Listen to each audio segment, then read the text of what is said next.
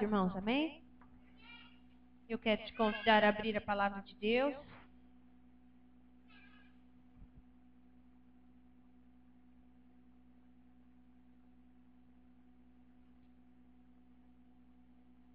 Segundo Crônicas, capítulo 20.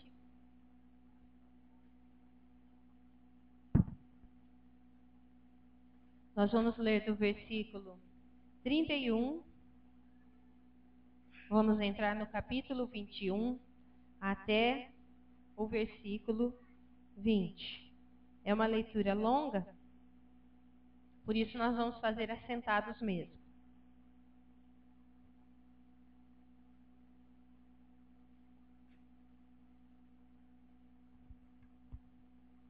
Segundo Crônicas 20, começando no 31.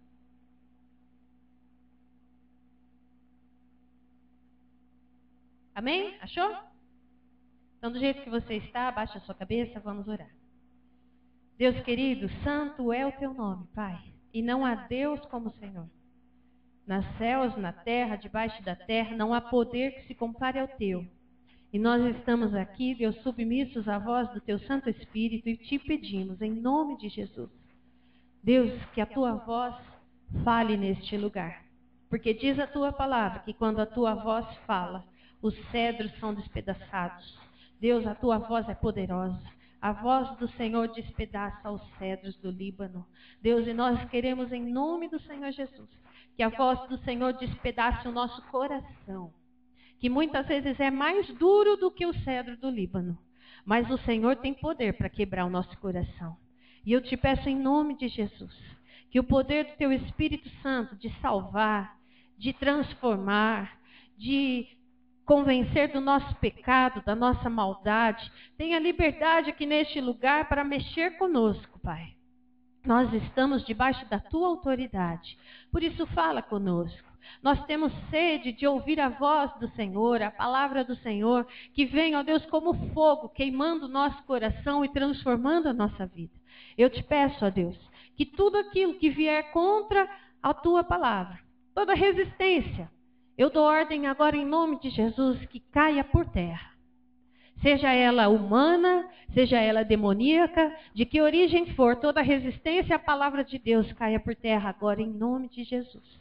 E o poder de Deus, que está revelado nessa palavra, tem autoridade para transformar a nossa mente e o nosso coração, em nome do Senhor Jesus. Amém. Amém? Vamos ler?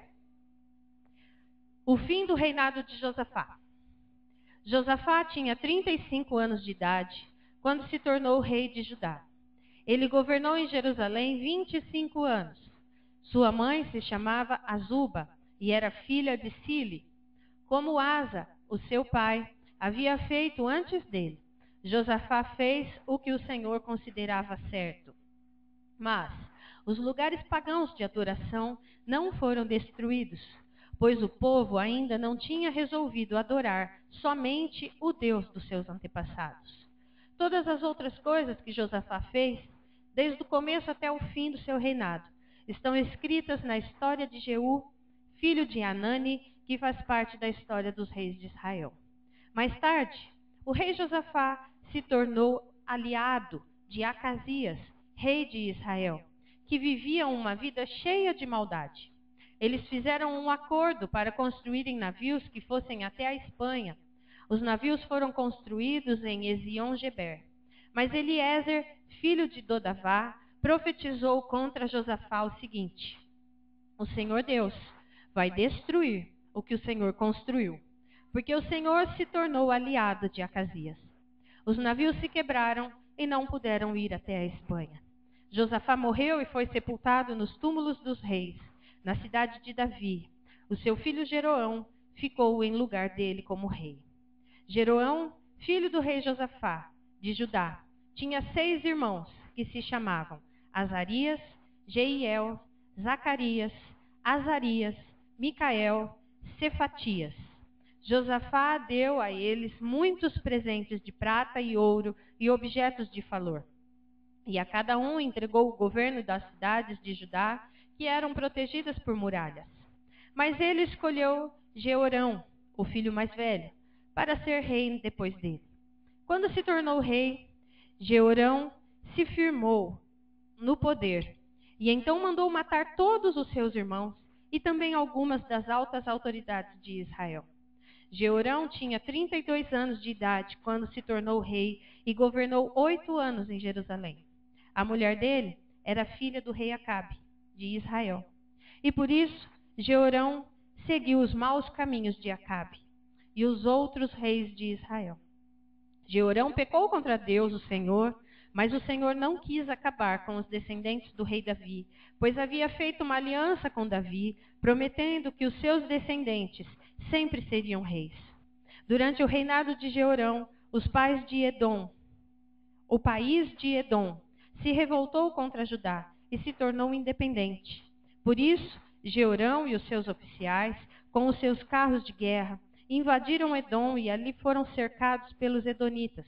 Jeorão e os seus comandantes e os comandantes dos seus carros de guerra atacaram os edonitas durante a noite e escaparam.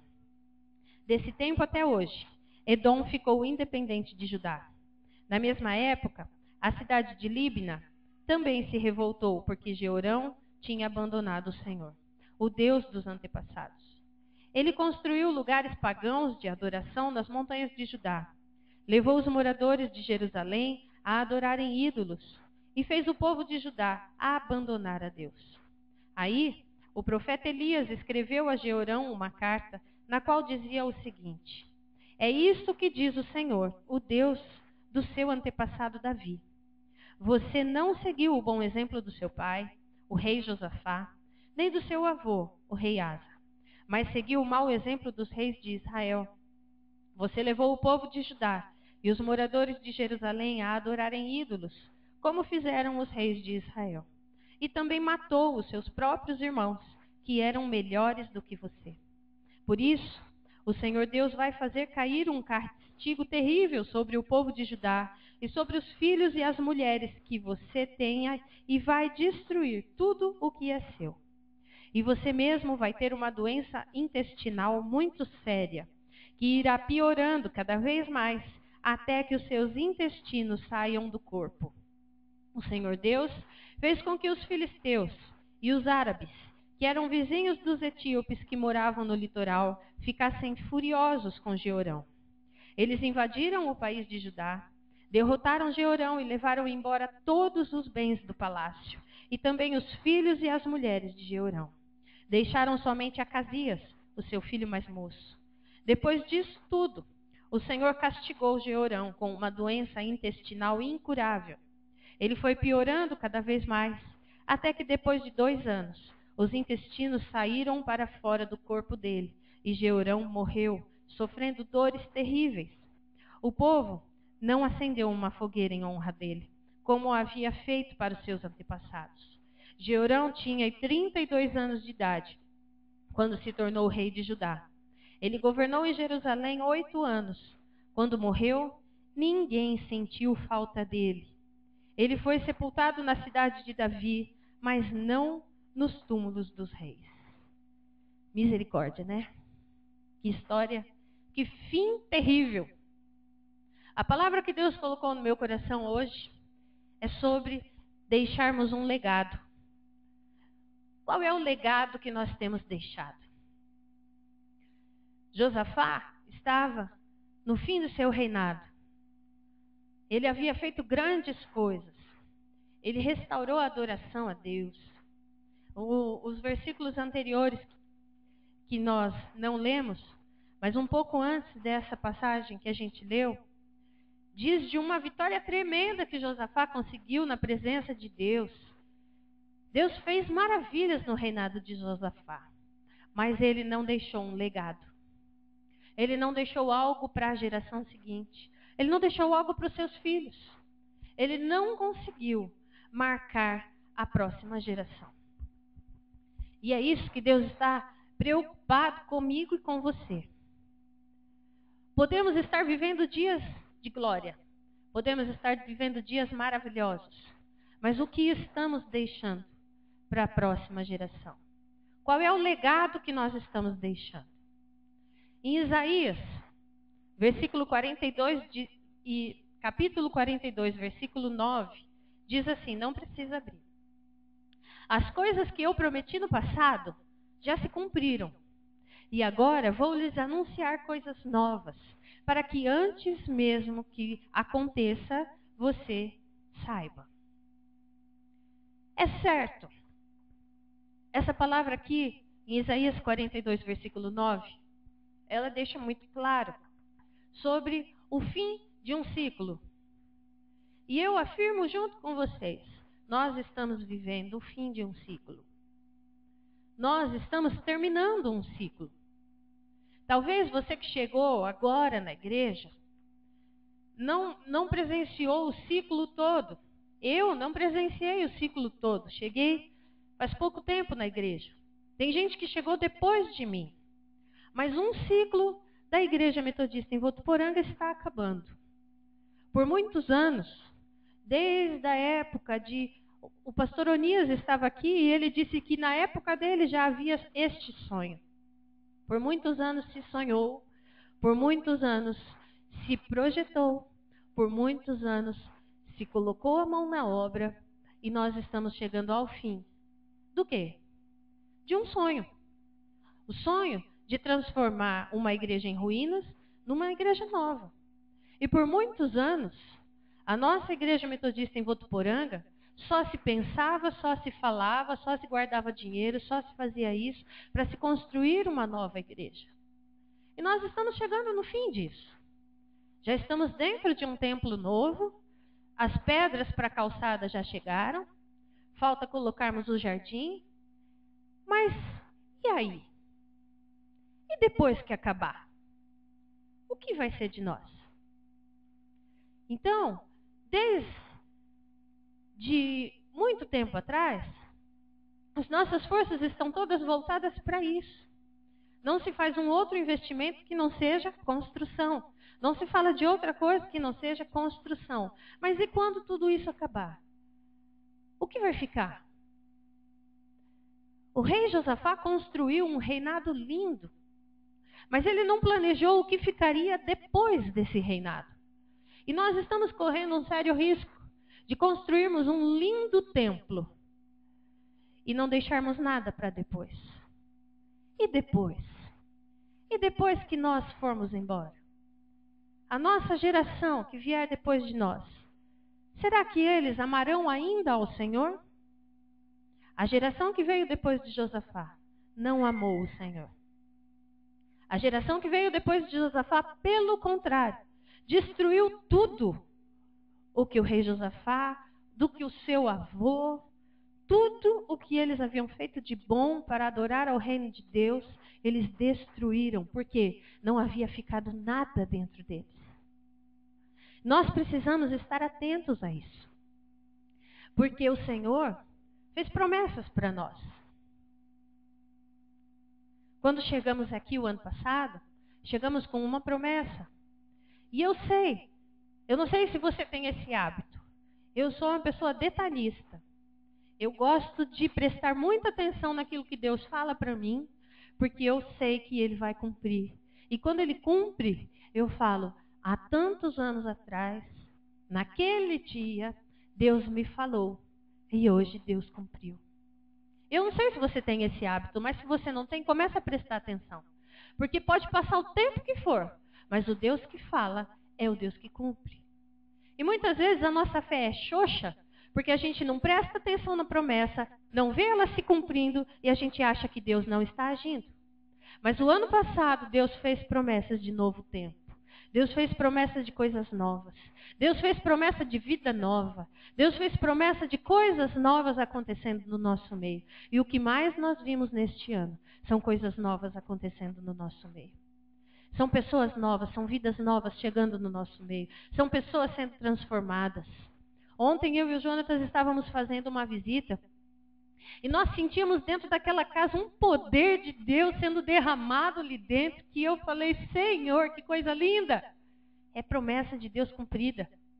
Deus prometeu que ia chacoalhar a vida da gente, mas Ele ia fazer algo novo na nossa história.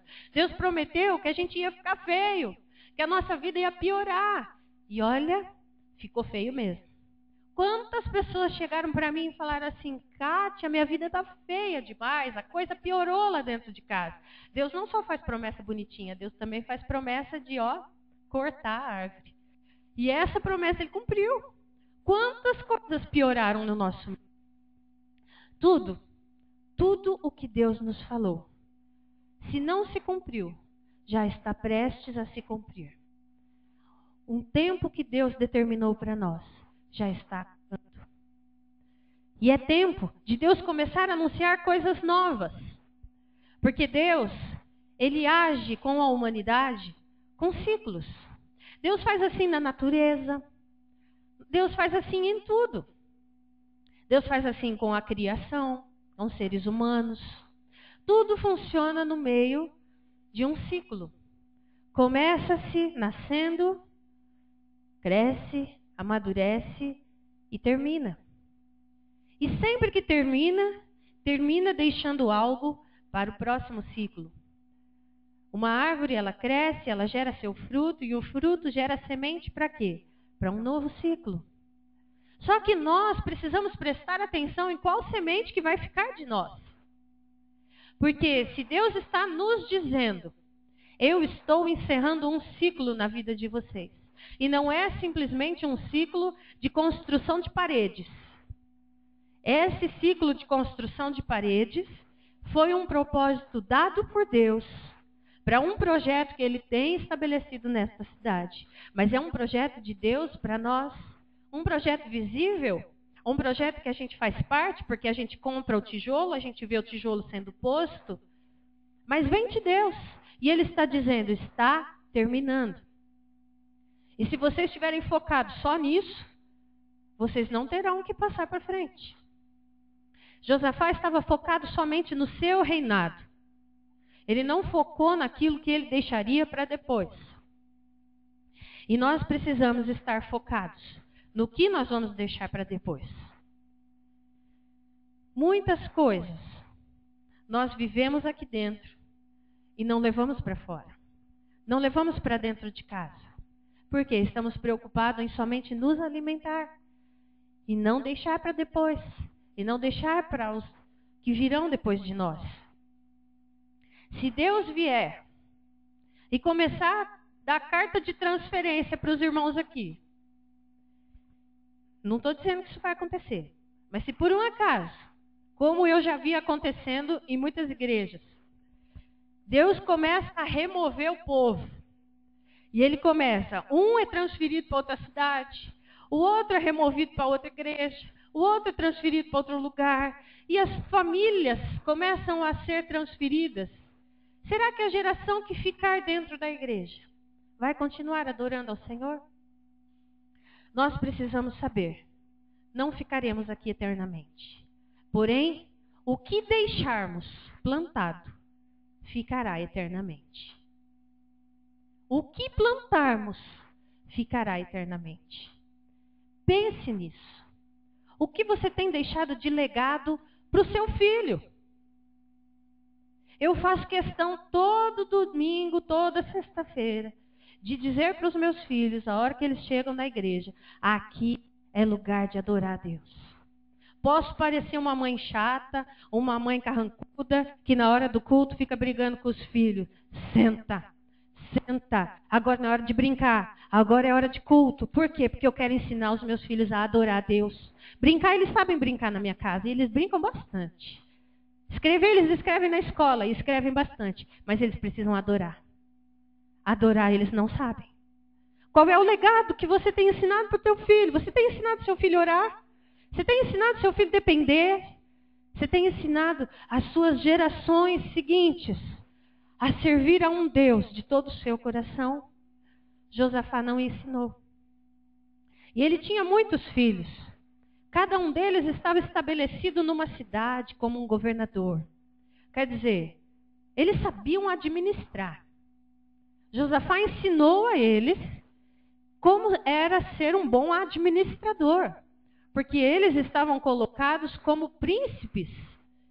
E eles tinham suas cidades com as suas muralhas, e ali eles faziam um bom trabalho.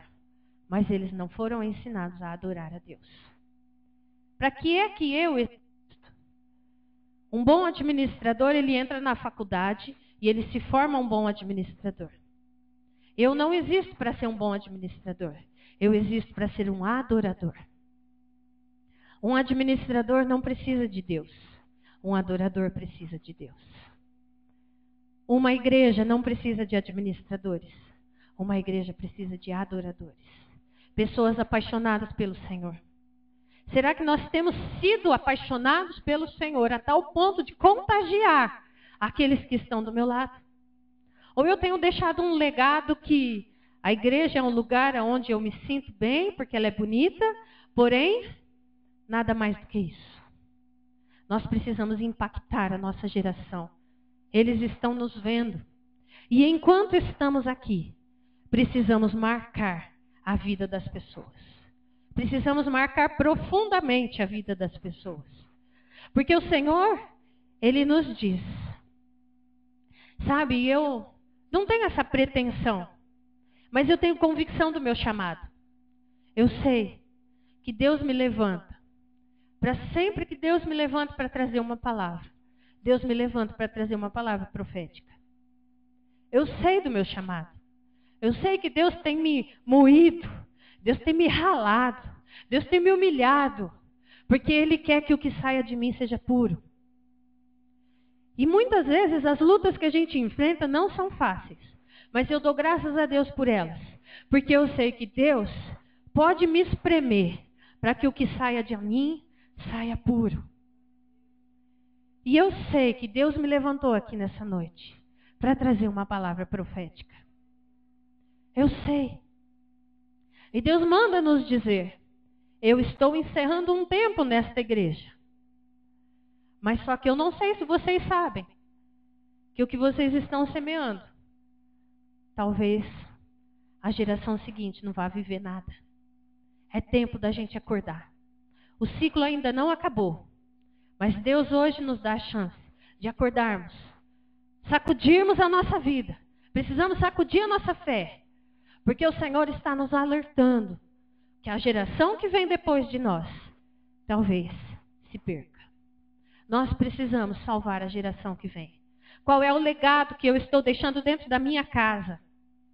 Será que os meus filhos vão adorar a Deus ou eles vão ser? E eu digo em nome de Jesus que eles não serão. Mas eu conheço muita família pastoral que não cuida do que deixa para o legado seguinte. E os filhos se perdem. E os filhos odeiam a igreja. E ontem, quando chegamos da visita, era tarde. Mas eu desci do carro e o Espírito Santo falou no meu coração. Me adore antes de entrar na sua casa. No seu primeiro cômodo da sua casa. Me adore com a sua família. E ali eu peguei a mão deles, do meu marido, das crianças, nós demos as mãos. E eu falei assim, Deus me mandou fazer uma coisa antes da gente ir para casa. Nós demos as mãos e eu falei para eles assim, olha, nós não somos comuns. Nós não vivemos uma vida comum. Nós somos uma família que foi chamada por Deus para fazer diferença na terra.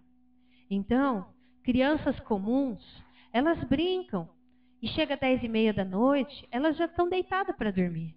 Mas já é meia-noite e vocês ainda estão acordados porque foram numa visita, abençoar uma família.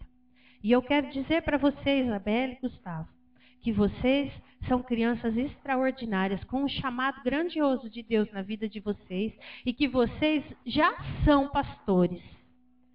Que vocês, eu e vocês, somos pastores junto com o papai. E o Gustavo falou para mim assim, mãe, eu sou um baterista pastor. Ele entendeu. E ali nós oramos. E eu falei, será que vocês podem orar, agradecer a Deus, porque nós estamos fazendo diferença na vida das pessoas?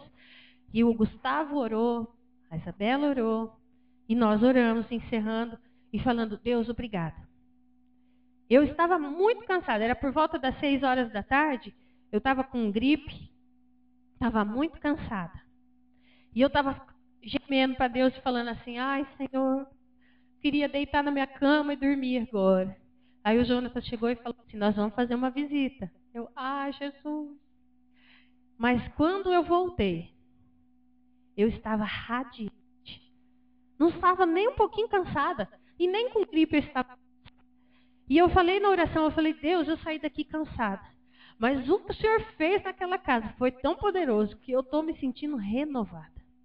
E eu testemunhei isso para os meninos e eles viram. Sabe, muitas vezes nós temos medo de inculcarmos na cabeça dos nossos filhos. Outro dia eu dei parabéns para o Paulo. Falei, parabéns, porque suas filhas estão falando versículo grande, estão falando bonito, é porque alguém está ensinando. E eu acho que esse alguém é você. Parabéns. Nós não temos que ser covardes e inculcarmos na cabeça dos nossos filhos de que eles não são normais. Eles são lavados, remidos pelo sangue do Cordeiro. E se Jesus voltar agora, eles vão sumir. Eles vão ser arrebatados. Eles não são normais. Nós não somos normais. Nós precisamos saber disso. A nossa vida, ela é extraordinária. Josafá não pensou na semente que ele havia plantado. E a primeira coisa que eu quero destacar aqui, Josafá fez de errado, está no versículo 33. Para que a gente possa aprender com o que Josafá fez. Para que nós não cometamos o mesmo erro. Nós vamos observar algumas coisas que estão aqui no texto e que em nome de Jesus vão mudar a partir de agora as nossas posturas. E nós vamos deixar um legado, sim, mas um legado de vida e vida em abundância, e a próxima geração será maior do que nós, em nome de Jesus. Versículo 33 diz assim: mas os lugares pagãos de adoração não foram destruídos, pois o povo ainda não tinha resolvido adorar somente o Deus dos seus antepassados. Josafá permitiu que os lugares pagãos, os altares pagãos, continuassem ali. Ele restaurou o altar de Deus. Ele restaurou a adoração a Deus. Mas ele não destruiu o que era do inimigo. E olha, a igreja tem convivido com 2 pesos e 2 medidas. Hoje em dia, nós vivemos numa igreja muito permissiva. Uma igreja em que adora a Deus, sim. Ela é sincera em adorar a Deus. Mas ela não é radical em excluir as coisas pagãs da vida. E aí está o nosso erro. Talvez nós estamos focados em adorar a Deus, mas mantemos o elo com o paganismo ainda ali, permissível. Sabe aquela expressão? Não tem nada a ver. É a maior roubada na vida do crente. Não tem nada a ver. Isso daí é muito radicalismo. Não tem nada a ver, não. É a maior roubada, é a maior armada de Satanás para destruir o nosso legado. Porque nós convivemos com o santo e com o profano. E quando aqui fala sobre os lugares pagãos que não foram destruídos, o que eu penso nisso na nossa vida hoje? É o vínculo com aquilo que é mundano. Quantas pessoas têm dentro das suas vidas a adoração a Deus e a convivência com o mundano? Aqui o mundano que eu digo não são as coisas do mundo, como por exemplo comer uma pizza, ir no supermercado. Isso é o mundo normal que todo mundo vive. As coisas mundanas que eu digo é a paixão por aquilo que o mundo é apaixonado. O mundo é apaixonado por balada, sertanejo, coisas mais ou menos. A gente faz as coisas assim, não muito certinhas, que todo mundo faz. A gente convive com aquilo que não é muito certo, mas também não é muito proibido. A gente convive com um meio termo. E isso é permitir o mundanismo dentro da nossa vida. Não somos radicais. E Jesus é radical. Ele diz: eu sou o caminho, eu sou a verdade, eu sou a vida. Fora dele não há caminho, fora dele não há verdade, fora dele não há vida. Ele não diz mais ou menos. A palavra de Deus não existe esse termo, mais ou menos. Aliás, existe uma vez, lá em Apocalipse, quando Deus fala dos mornos. Mas ele fala que eu estou a ponto de te vomitar da minha boca. É a única vez que a gente ouve falar sobre os mais ou menos. A nossa convivência com aquilo que é mundano. E eu sei que o Espírito Santo está te revelando agora o que é exatamente. Porque eu não posso fazer uma lista, porque isso é legalismo. E nós não vivemos por legalismo, nós vivemos pela ação do Espírito Santo. Nós vivemos por aquilo que o Espírito Santo nos condena. A Bíblia fala que não é para a gente ficar se vangloriando, certo? Mas eu quero usar a minha vida como um exemplo aqui nessa hora. Semana retrasada, eu tive um choque de realidade. Eu estava, há um certo tempo, brigando com a minha aparência. E eu estava muito triste, minha aparência. Olhava no espelho e me entristecia. Falava, essa barriga tá grande. Esse cabelo que não arruma. Essa pele que não sei o quê. Não sei o quê. Muito... o espelho estava me incomodando demais. E eu estava sempre querendo lutar por alguma coisa que me satisfizesse, me enchesse, me deixasse feliz. E mesmo ouvindo Deus, falando com Deus, cantando para Deus, sempre tinha algo dentro do meu coração que me deixava triste quando eu olhava no espelho. E sexta-feira passada eu estava aqui limpando a igreja, porque não conseguimos alguém para limpar, que era feriado. Veio eu e o Jonatas limpar a igreja. Enquanto a gente estava limpando a igreja, a gente estava ouvindo uma mensagem do pastor Lucinho Barreto, da igreja da Lagoinha. E esse homem é radical. E ele falou assim, sobre os tipos de jejum. E ele estava falando sobre os jejuns mais absurdos que se possa imaginar. Mas são jejuns que o Espírito Santo colocou no coração dele. Ele disse que fez jejum de falar por algum tempo. E ele falou assim, imagina eu, pastor que adoro falar, fiz jejum de não falar. Porque eu estava vendo que a minha língua estava me fazendo tropeçar.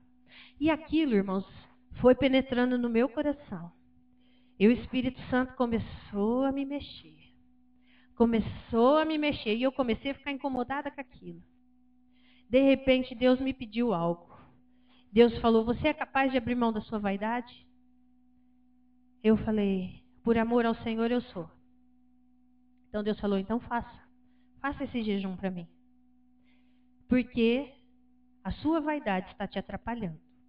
Você está entristecendo o seu coração, tirando o meu lugar de adoração. Porque você está olhando para o espelho e deixando a sua vaidade te entristecer. E eu entreguei para Deus por um determinado tempo. Falei, Senhor, então, estou entregando a minha vaidade para Ti. Fiz um voto com Ele. Um jejum para Ele. E eu não estou falando aqui para me aparecer. Eu estou falando aqui sobre radical. Ser radical. Se tem algo na sua vida que te atrapalha, larga a mão dela. Eu estava tropeçando na minha vaidade. E um dia anterior, eu havia tido um sonho terrível. Eu sonhei que entrava uma moça muito bonita, elegante, com um cabelo maravilhoso, impecável. Ela entrava na minha sala. Uma roupa perfeita. Ela entrava na minha sala. E eu olhava para ela, deslumbrada com aquela beleza. Mas quando eu olhei de novo, ela havia murchado, como um zumbi. E ela não era uma moça, ela era um demônio. E eu fui para repreender e eu não consegui. A minha voz foi travada, foi sufocada. E tive esse sonho. Durante a manhã, Deus falou: a sua vaidade está te fazendo tropeçar. Entrega ela, porque ela está muito importante para você. Talvez, no seu caso, não seja a sua vaidade. Talvez no seu caso, seja o seu filho. Talvez no seu caso, seja o seu carro. Eu não sei o que é mundano na sua vida que está tomando o lugar de Deus. Mas Deus te pede para entregar. Não estou dizendo aqui que eu nunca mais vou pintar unha, nunca mais vou pôr brinco, nunca mais vou passar maquiagem, nunca mais vou arrumar meu cabelo. Eu fiz um tempo, é um jejum.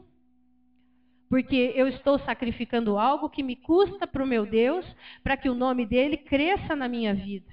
E não a minha vida cresça diante de Deus, mas que ele cresça na minha vida. O que é que está te impedindo de crescer? Tem muita coisa que a gente convive, permite dentro do nosso coração, que está nos impedindo de crescer. E eu sei que o Espírito Santo está soprando neste lugar e falando com você. Não pense que é coisa da sua cabeça. É o Espírito. E se ele está te falando algo que você está pensando, isso é absurdo. Não é absurdo. É o Espírito. Porque eu também disse, isso é um absurdo. Isso é radical. Mas Deus falou, o seu coração está se entristecendo por causa de coisas que você não consegue fazer, enquanto eu estou diante de você. Quer dizer, o que é mais importante para você, a minha presença ou o seu espelho bonito? Ali eu tive consciência, Deus, estou colocando coisa maior do que o Senhor na minha vida. O que é? O que é que você está convivendo? Josafá não destruiu o altar que deveria ter sido destruído. Tem coisas na nossa vida que nós estamos tolerando que precisam ser destruídas. A segunda coisa que ele fez está no versículo 35. Mais tarde, o rei Josafá se tornou aliado de Acasias, rei de Israel, que vivia uma vida cheia de maldade. E eles fizeram um acordo. Outro erro. O Senhor nos chama para nós conquistarmos pessoas. O Senhor nos envia para o mundo para ganharmos pessoas. E ali, a gente vê o exemplo de Jesus. E Jesus sentava com as prostitutas, Jesus andava com os pecadores. E era nesse meio que Jesus andava. E não é sobre isso que eu estou falando. Porque nós devemos estar no meio deles, sim. Mas nunca devemos nos aliar a eles, como se fôssemos iguais a eles. Nunca devemos fazer aliança com alguém que não adora a Deus. Nunca. Porque a aliança é coisa séria. A aliança é pacto. E nós só devemos fazer pacto com as coisas de Deus. Muitas pessoas estão se aliançando com pessoas que fazem maldades de todos os níveis. Imagina você, sócio de uma empresa, e o seu sócio, ele é do tipo que falsifica notas fiscais. Se baixar a auditoria lá, vai preso você e ele. Não importa que você é crente. Não importa que você faz tudo certinho. Você tem uma aliança com ele, você é sócio dele. Isso no campo humano, que dirá no campo espiritual. O Senhor está nos alertando. Cuidado com quem você tem feito aliança. Não faça aliança com qualquer um. Não faça voto com qualquer um. Nós devemos ter, em primeiro lugar, aliança com Deus. E pedir a Ele orientação com quem é que fazemos aliança. Mas Josafá, ele usou a tal frase: não tem problema. Isso não tem problema. Não, mas isso não tem nada a ver. E ele fez aliança. E diga-se de passagem, O motivo pelo qual eles fizeram aliança era para construir navios que fossem para a Espanha, o lugar onde tinha muito ouro. Ele estava querendo ganhar muito dinheiro. E por querer ganhar muito dinheiro, ele nem perguntou para Deus se ele podia fazer aliança com aquele homem, e ele fez. E aquilo desagradou demais o coração do Senhor. E Deus enviou um profeta até ele, só para dizer: você fez aliança com o mal, e eu não gostei disso. Você é santo, fez aliança com o mal, e eu não gostei disso. Por causa disso, tudo o que você construiu será destruído.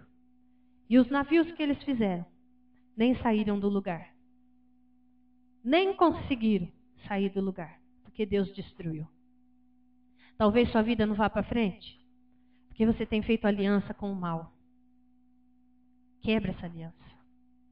Nós precisamos fazer uma aliança com Deus e perguntar para Ele: Pai, com quem eu posso fazer aliança?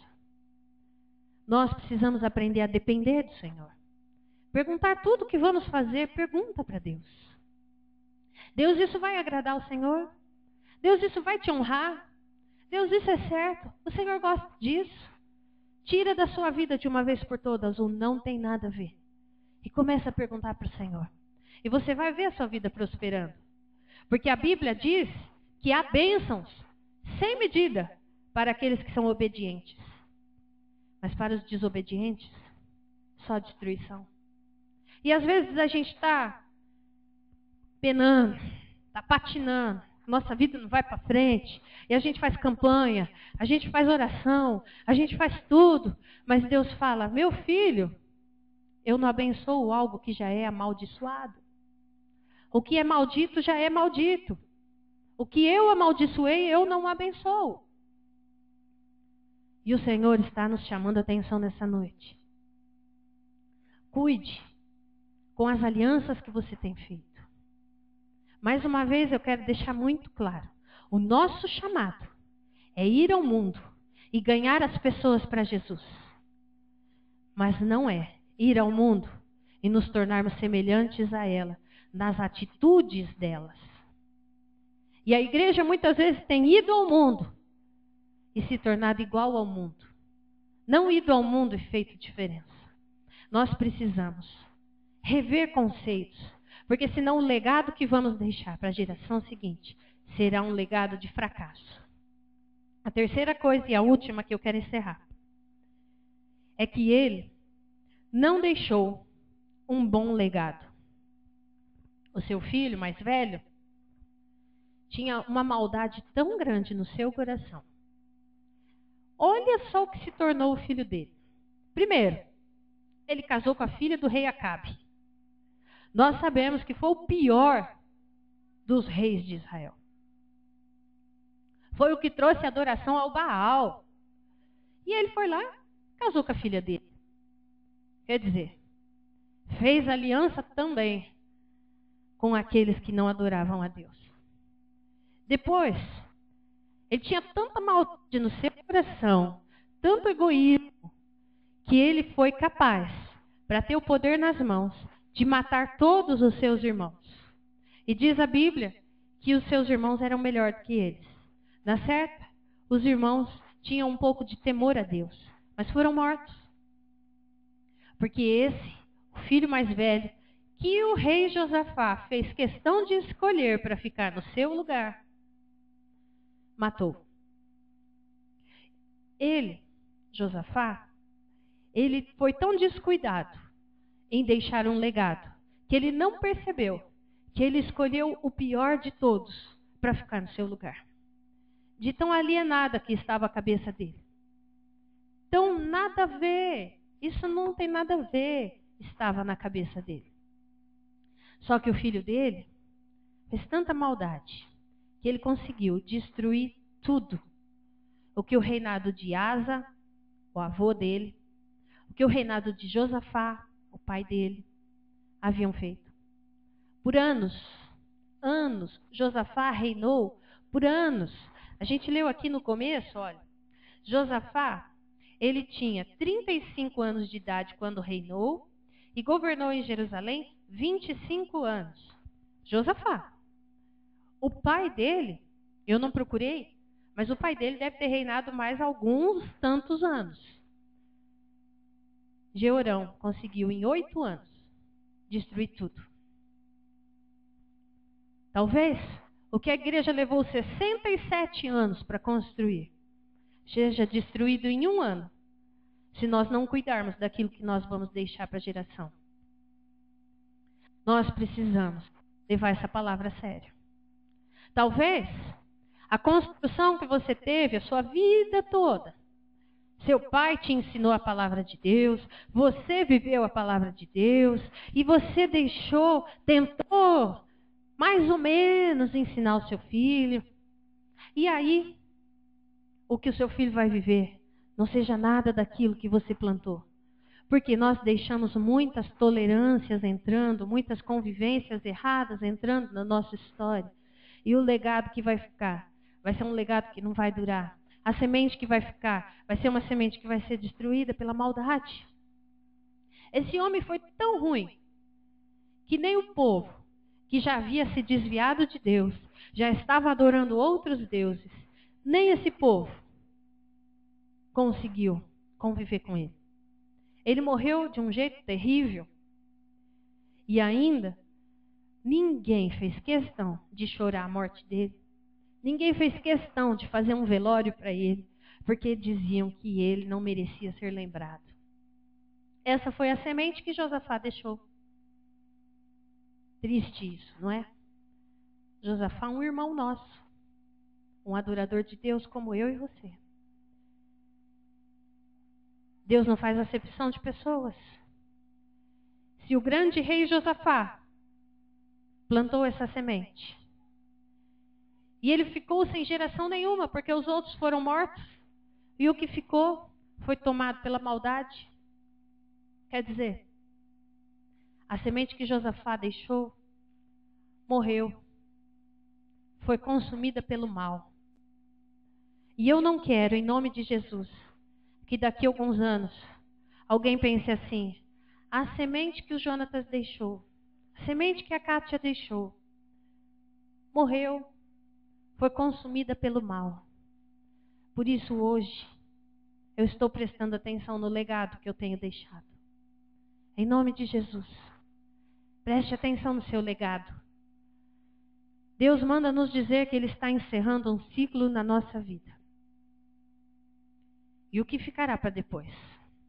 Abaixa a sua cabeça, vamos orar. Pai, nos perdoa. Perdoa-nos por muitas vezes sermos tolerantes demais com aquilo que não agrada ao Teu nome, Pai.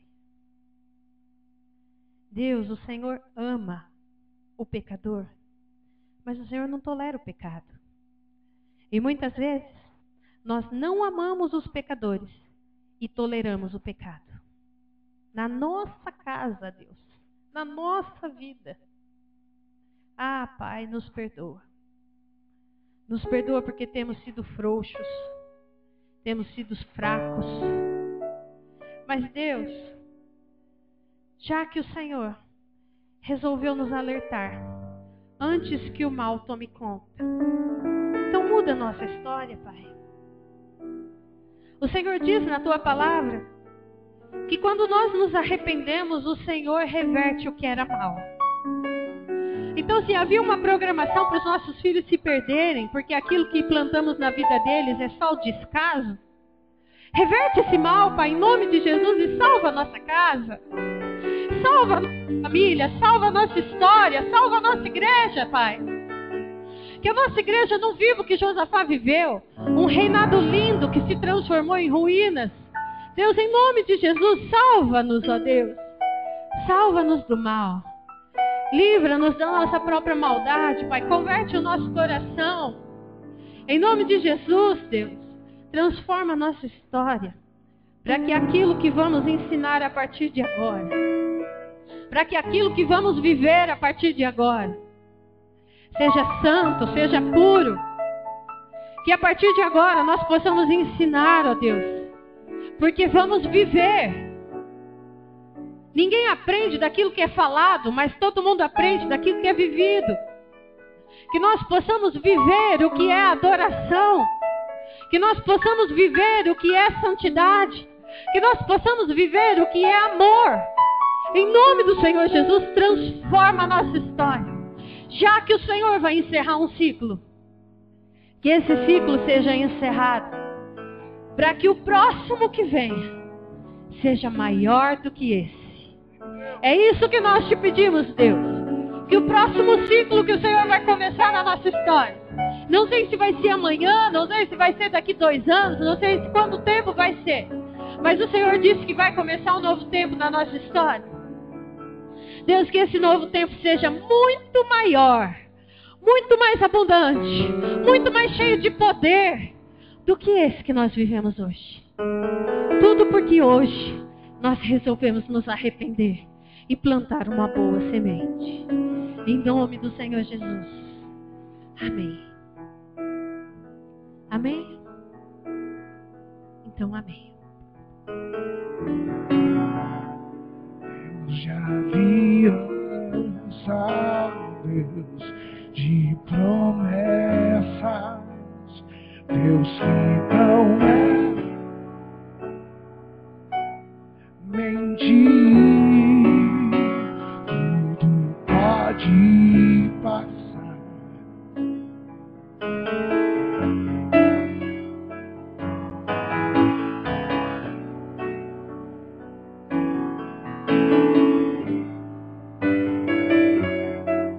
vou convidar você a ficar de pé e nós vamos fazer esse ato profético hoje à noite, de levantarmos as nossas mãos e abençoarmos este lugar. Esta igreja deve ser um sinal de mudança na vida de muitas famílias. E tudo que viveremos aqui será multiplicado em graça, em honra e glória ao nome de Jesus. E nunca ninguém sairá daqui sem o poder da palavra de Deus, fazendo renascer a vida e a história de um Deus poderoso que ama você, que ama essa humanidade. Quero convidar você a levantar suas mãos. Em todos os lugares desta igreja, para todas as direções dessa cidade. Lembra um pouco da direção da tua casa. Qual é o legado que você vai deixar para os teus vizinhos? Qual é o legado que você vai deixar para os teus parentes? Vai orando por eles, vai citando o nome deles. Vai dizendo, eu sei que existem maldições hereditárias povoando as casas por aí. Eu sei que existem tristezas terríveis tomando conta das famílias por aí. Mas o que eu estou vivendo vai fazer perpetuar a glória de Deus sobre este lugar. O que eu estou vivendo vai fazer aliança com Deus ser a prioridade destas casas. Em nome de Jesus. Pai, o que nós temos diante de Ti é maior do que qualquer principado. É maior do que qualquer potestade. É maior do que qualquer poder a Ti, ó Deus, que nós vemos aí por aí dos teus adversários. Satanás faz muita arruaça por aí, mas a Tua aliança é maior do que tudo isso. Eu sei, ó Deus, que para uma palavra de destruição, nós precisamos muitas vezes de 30 palavras de bem-aventurança, mas o que eu carrego, o que esta igreja carrega, basta uma palavra Tua e nós vamos ver, ó Deus, toda a cadeia de depressão, de angústia, de morte, de tristeza, de complexos de inferioridade, ó Deus, de traumas, rancores que foram gerados por abusos, situações de casamentos mal gerenciados, situações, ó Deus, de filhos gerados no meio do caos, filhos inseguros, porque foram produzidos por pais inseguros. Toda a fortaleza de uma identidade genética não é maior do que a aliança que Tu tens conosco. E nós declaramos aqui em nome de Jesus sobre nós, está essa palavra. Levantamos as nossas mãos sobre todos os lugares em que conhecemos e declaramos: o mundo vai conhecer a nossa aliança com Deus. O mundo vai conhecer o nosso compromisso com o Senhor.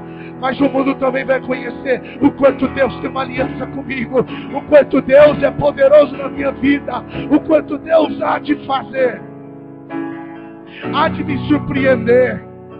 O mundo vai contemplar as coisas que eu não posso imaginar. E nós profetizamos isso em nome de Jesus. Vivemos pelo poder da Tua palavra. Vivemos e não negamos o poder que existe na Tua palavra. E sobre a Tua palavra firmamos o nosso testemunho. Sobre a Tua palavra firmamos a nossa palavra de ordem. Sobre a Tua palavra firmamos o nosso cotidiano. Sobre a Tua palavra firmamos o nosso pensamento. Sobre a Tua palavra afirmamos o que sempre foi. Agora vai ser o que Deus sempre quis. O que sempre foi. Agora vai ser o que Deus sempre quis. O sempre que prevalece é o Teu. O sempre que prevalece é o Teu. E eu já vi Satanás destruído. Se você já viu, concorde comigo. Nós já vimos Satanás destruindo muita coisa. Nós já vimos Satanás se mover nas ruas, em cada lugar, até mesmo dentro de nós. Mas assim também como vimos Satanás, veremos a glória de Deus perpetuada para sempre. Em nome de Jesus, em nome de Jesus, o que plantamos aqui, colheremos na eternidade, para a glória do Deus vivo. Quantos querem viver da palavra, não? Você quer viver da palavra? Então você pode dizer: Deus tem uma aliança comigo. Deus tem uma aliança com a minha casa. Então diga: eu sou o que a Bíblia diz que eu sou. Eu tenho o que a Bíblia diz que eu tenho. E eu posso o que a Bíblia diz que eu posso. Eu arranco do meu coração toda fortaleza que queira ser maior do que Deus. E eu dou ordem ao meu pensamento. Eu dou ordem ao meu coração. Eu dou ordem àquilo que eu sou. Eu dou ordem ao meu passado. Eu dou ordem ao meu presente. Eu dou ordem ao meu futuro. Alinha-te. Alinha-te ao poder da aliança que eu tenho com Deus. Aleluia. Deus de aliança, Deus de promessas, Deus que não é.